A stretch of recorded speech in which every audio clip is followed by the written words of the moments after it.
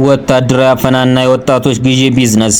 ወጣቶችን በግዴታ አፍሶ ለውትድርና መላክ ሰሞኑን በኦሮሚያ ክልል በአዲስ መልክ እየተከናወነ ነው። እያንዳንዱ የቀበሌ አመራር ከ2 እስከ 7 ወጣት የማቅረብ ግዴታ ተጥሎበታል።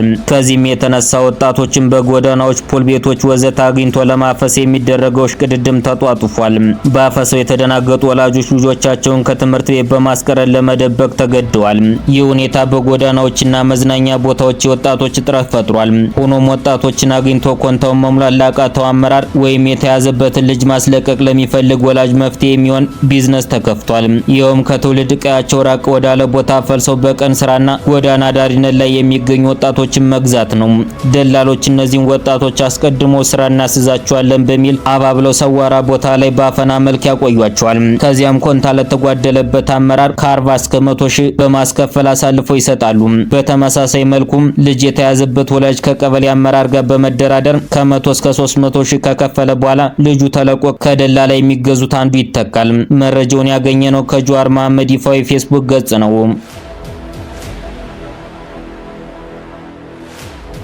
አደገኛ ሁኔታ ሊከሰት እንደሚችል አስጠነቀቁም። ደብረጽዮን ገብረ ሚካኤል የሚመራው የህወሓት ክንፍ ህወሓትን በድጋሚ በምርጫ ቦርድ የማስመዝገብ ፍላጎት እንደሌለው በድጋሚ አስታውቋል። ቡድኑ ቦርዱ የሰረዘው የቀድሞ ህጋዊ ሰውነቱ ካልተመለሰለት አደገኛ ሁኔታ ሊከሰት እንደሚችል አስጠንቅቋል። ፌዴራል መንግስቱ ጉዳዩን ወደ ቴክኒካዊ ጉዳይ እያወረደው ይገኛል በማለት የከሰሰው ቡድኑ መንግስት የፕሪቶሪያን ግጭት ማቆም ስምምነት መንፈስ እንዲያከብር ጠይቀዋል። ከዚሁ ጋር በተያያዘም ዶክተር ደብረጽዮን በኢትዮጵያና ኤርትራ መካከል ስላለው ውጥረት ይህንን ብለዋል። እኛውን ስልጣን ላይ የለንም። በሁለቱ ሀገራት ኢትዮጵያና ኤርትራ ግጭት ላይ ውሳኔ ሰጪዎችም አይደለንም። ስለዚህ የሁለቱ ሀገራት መሪዎች ያለባቸውን ችግር ወይንም ማንኛውም ጉዳይ በተመለከተ ዲፕሎማሲያዊ መፍትሄ ማምጣት ይኖርባቸዋል። በዚህ አጋጣሚ እኛ የተፈጠረውን ውጥረት ለማብረድ ዓለም አቀፍ ማህበረሰብ ጣልቃ ገብ እንዲገባ ጥሪ እናቀርባለን።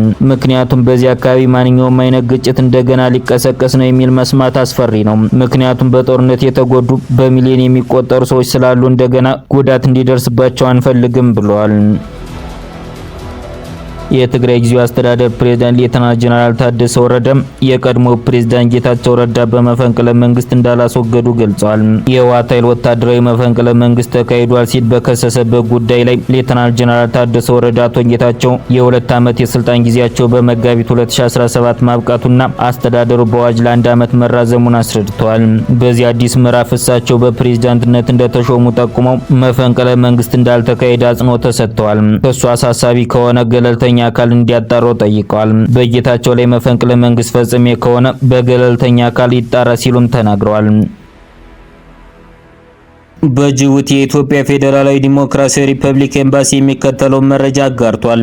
የጅቡቲ መንግስት በህገወጥ መንገድ በአገሪቷ ውስጥ በመኖር ላይ የሚገኙ የውጭ ሀገር ዜጎች ለቀው እንዲወጡ ያስተላለፈው መመሪያ ተከትሎ ኤምባሲያችን ዜጎች በፈቃደኝነት ተመዝግበው ወደ ሀገር ቤት የሚመለሱበትን ሰነድ በመስጠት እንዲመለሱ ከሚያዝያ 19 ቀን 2017 ዓ.ም እስከ ሚያዝያ 4 ቀን 2017 ዓ.ም በጅቡቲ የኢትዮጵያ ኮሚኒቲ ማህበር ግቢ ውስጥ በጅቡቲ ሰዓት አቆጣጠር 10 ሰዓት ጀምሮ ምዝገባ ይካሄዳል ብለዋል።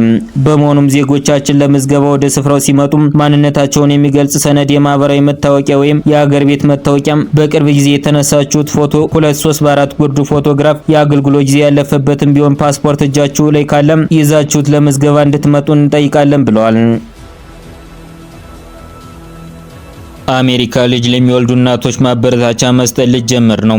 ዋይት ሃውስ ሰዎች ተጋብተው ልጅ እንዲወልዱ የሚደግፍ ፖሊሲ በትግበራ ላይ ለመዋል እያሰበ ሲሆን ከዚህ ውስጥ አንዱ ልጅ ለሚወልዱ እናቶች የሚሰጠው ማበረታቻ ነው ተብሏል። በቀረበው ሀሳብ መሰረት እናቶች ልጅ ከወለዱ በኋላ $5000 ቦነስ የሚሰጣቸው መሆኑን ሲዘገብ ፕሬዝዳንት ትራምፕ ስለ ጉዳዩ ተጠይቀው ለኔ ጥሩ ሀሳብ ነው ብለው መልሰዋል። የዋይት ሃውስ ፕሬስ ሴክሬታሪያት ስለ ጉዳዩ ተጠይቀው ሀሳቡ የቀረበው የአሜሪካ ቤተሰቦችን ለመደገፍ መሆኑን አንስተው ፕሬዝዳንት ሁሉም የሚወለዱ ህጻናት አድርገው የአሜሪካን ህልም እንዲያሳኩ ይፈልጋሉ ብለዋል።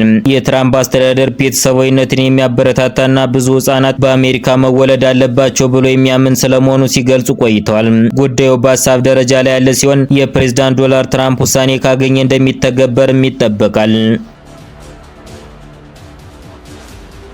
ካፒቴን ኢብራሂም ትራኦሬ በመላ ቡርኪና ፋሶ ለሚደረገው የመንገድ ግንባታ ስራ ከ1000 በላይ ሞተር ግራይንደሮችና የተለያዩ ተሽከርካሪዎች ወደ ሀገሪቱ አስገብተዋል።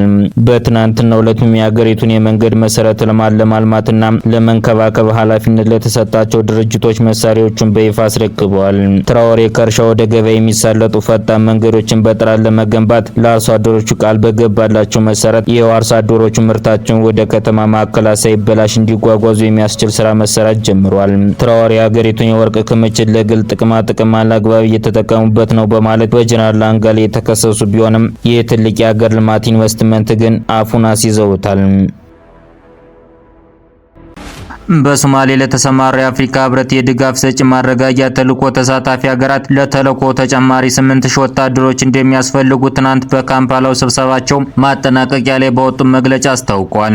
8000 ወታደሮች ተልዕኮውን ከሚኖራቸው 12000 ገደማ ወታደሮች ተጨማሪ ናቸው። የተልዕኮ ተሳታፊ ሀገራት ሶማሊያ በሁለትዮሽ ስምምነቶች ወዳጅ ሀገራት ከህብረቱ ተልዕኮ ውጭ በአስቸኳይ በተናጠል ወታደሮቻቸውን እንዲያሰማሩ ማድረግ እንዳለበት አሳስበዋል። ይህ የተገለጸው አልሸባብ ባሳለፍነው ሳምንት በርካታ አካባቢዎችን መቆጣጠሩን ተከትሎ ነው። በስብሰባው የኢትዮጵያ፣ ሶማሌ፣ ኬንያ፣ ኡጋንዳ፣ ጅቡቲ፣ ግብጽ እንዲሁም የአፍሪካ ህብረት፣ የአውሮፓ ህብረትና የተመድ ተወካዮች ተሳትፈውበታል።